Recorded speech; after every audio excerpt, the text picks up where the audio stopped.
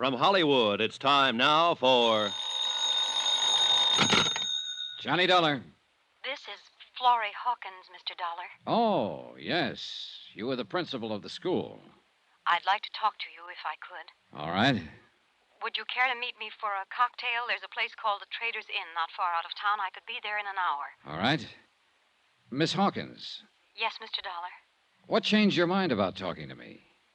Well, I've heard how you've gone about this. I mean, you forced Sheriff Doherty to let you in to see Roy Vickery. You defied Chief Hanley, and, well, you don't seem frightened of any of them.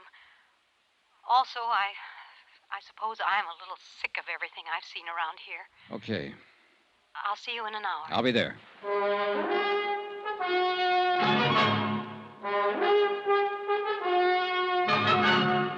Tonight and every weekday night, Bob Bailey in the transcribed adventures of the man with the action-packed expense account, America's fabulous freelance insurance investigator. Yours truly, Johnny Dollar.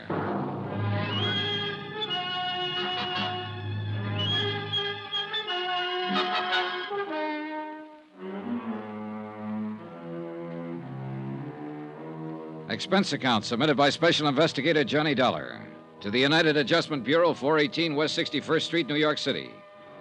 The following is an accounting of expenditures during my investigation of the racket in Clinton, Colorado.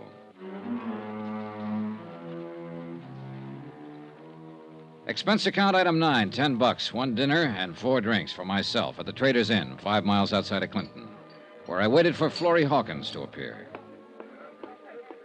I'm sorry I'm late. Oh, well, that's all right, Miss Hawkins. Sit down, please. Would you like something to eat? A drink, maybe? No, thank you. What's the matter? What is it? Oh, I can't help looking around. I hope no one sees us together. I mean, that would be difficult to explain. To explain to whom? Your friend, Sheriff Doherty, for one. Oh. Last night when you came to inquire about Julian Osborne, Sheriff Doherty called and told me to get rid of you and not answer any questions. Yeah, I guessed that. Did he tell you what would have happened if I had stayed and you had answered some questions? No. I can imagine it would have been something that would have barred me from teaching for the rest of my life. That sounds incredible? No, not too. I've been looking at your little town, Miss Hawkins.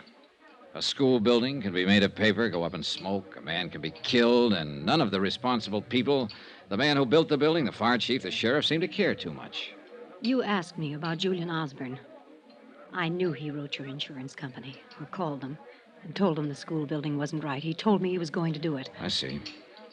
I knew it wasn't right, too.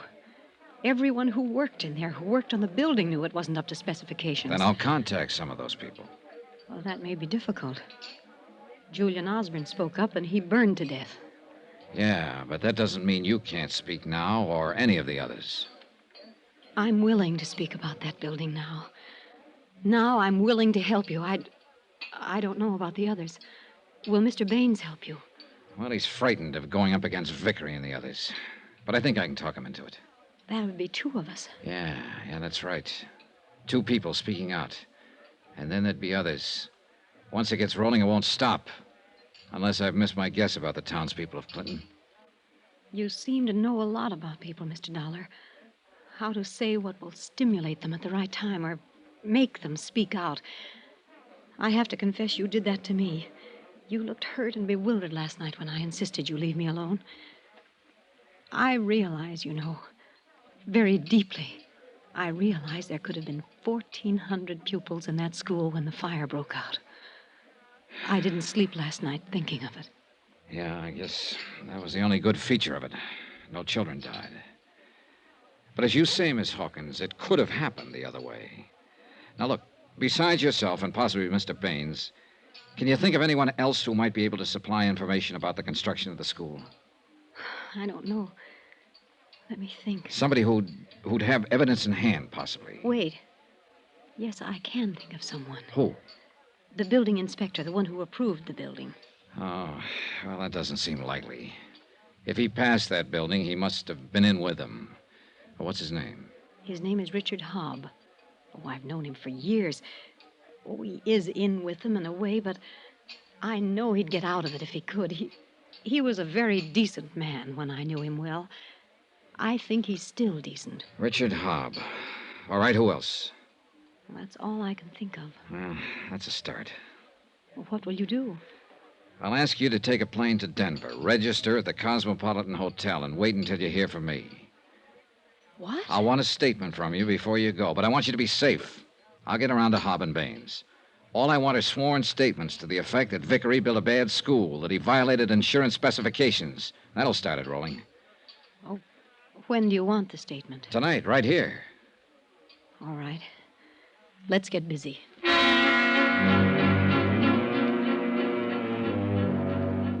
It took an hour to get the statement. After that, I drove her to Grand Junction to catch a plane. Expense account item 10, $1.50, telegram to a friend of mine in the private detective business in Denver. I asked him to meet Florrie Hawkins' plane, see that she was safe and comfortable, and keep an eye on her during her stay in Denver. Then I drove back to Clinton.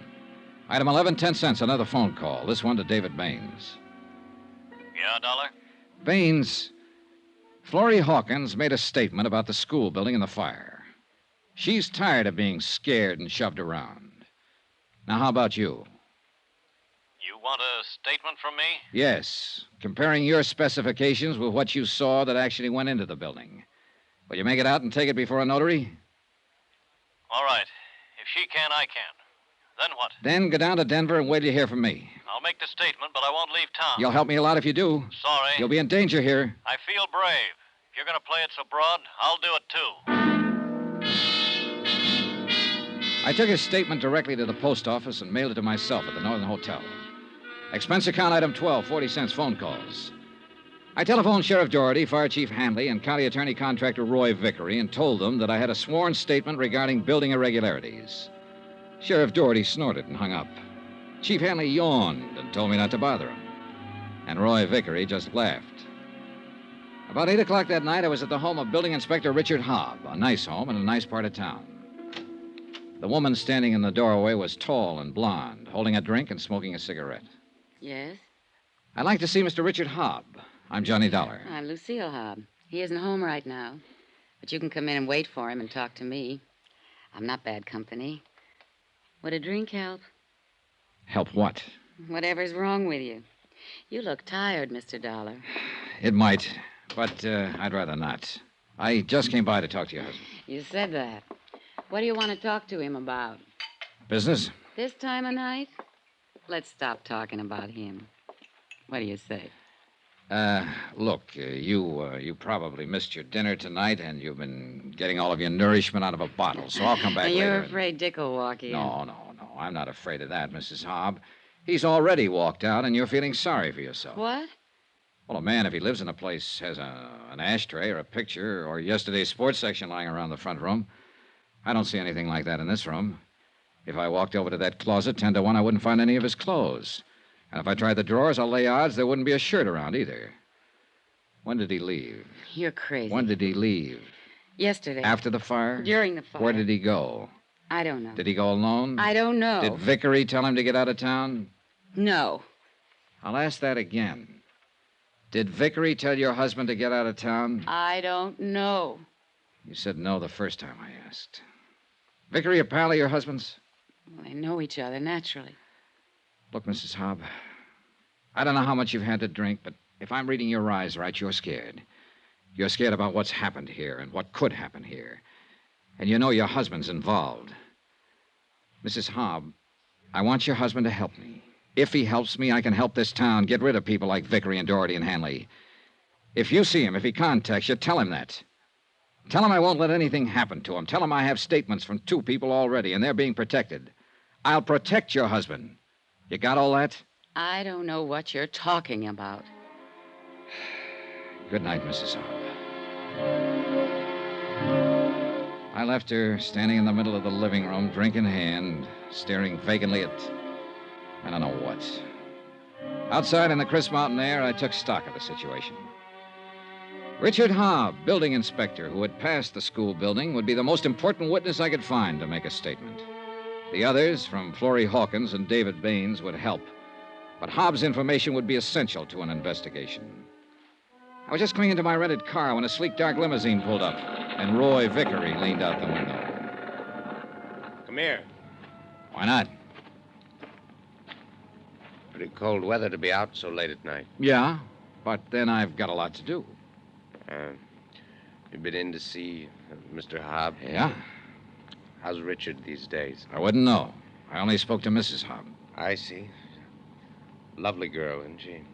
Well, she's a little sad right now. Her husband's missing. He left town during the fire yesterday. Do tell. Yeah, I have a feeling he might have been ordered out of town. Sooner or later, people will be asking the building inspector embarrassing questions about their school. Uh-huh. Were you going to ask him some embarrassing questions, that is? Yeah, sure I was. I was going to ask him why he passed it. I was going to ask him how much he was paid to pass it. I was going to ask who paid him to pass it. And then I was going to ask him to make a statement. I figured you might have had something like that in mind. Well, it's been nice talking to you, Mr. Vickery. I hope I see you real soon. In jail. Hey, Dollar. What? I know you're trying to earn your money and you're working very hard. But I'd stop it if I were you. I admire a man like you, someone who calls a spade a spade. Or a liar a liar. Or a liar a liar. But, Dollar, it just won't do you any good here in Clinton, you see. Tell you what, you worry about your problems and I'll worry about mine. Have it your way.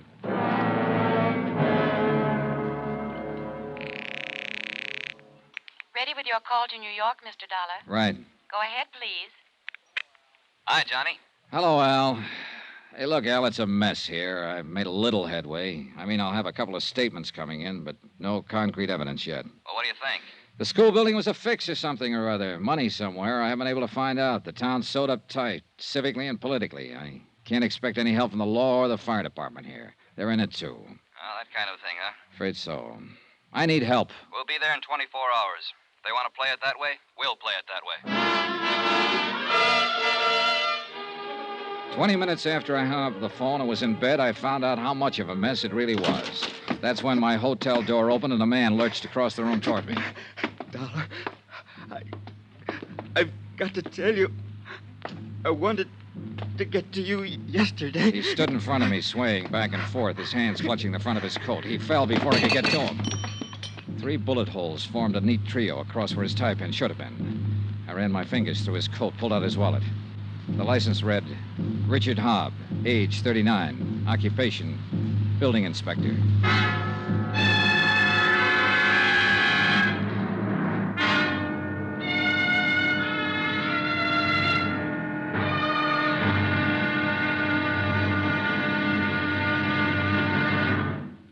Now, here's our star to tell you about tomorrow's intriguing episode of this week's story. Tomorrow, the town of Clinton begins to fall apart, and it takes a lot of work to pick up the pieces.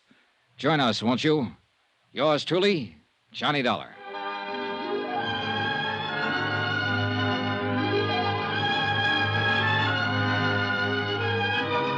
Yours truly, Johnny Dollar, starring Bob Bailey, is transcribed in Hollywood. Written by John Dawson, it is produced and directed by Jack Johnstone. Be sure to join us tomorrow night, same time and station, for the next exciting episode of Yours truly, Johnny Dollar. Roy Rowan speaking.